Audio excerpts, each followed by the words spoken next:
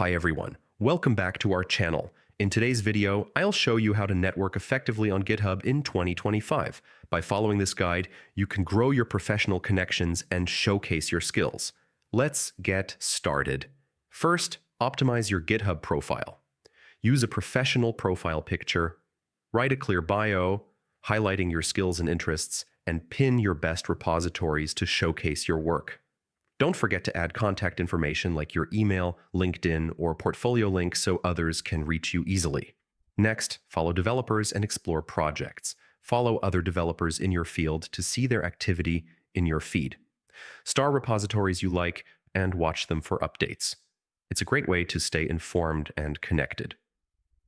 Step 3 is to contribute to open source. Fork repositories you're interested in, make improvements or fix bugs, and submit a pull request. This helps the project and gets you noticed by other developers. Then engage in discussions, comment on issues, pull requests and discussions, offer helpful feedback, suggestions, or ask thoughtful questions.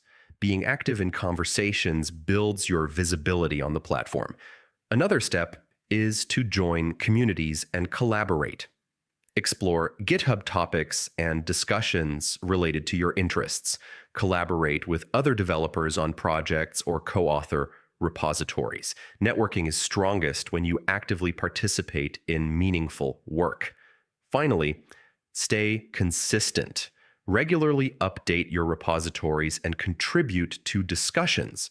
Networking is about maintaining a consistent presence, not one-time activity.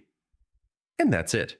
By following these steps, you'll start building a strong professional network on GitHub and make your profile stand out. Thanks for watching. If this guide helped you, don't forget to like the video, share, subscribe for more practical tech tips, and I'll see you in the next one.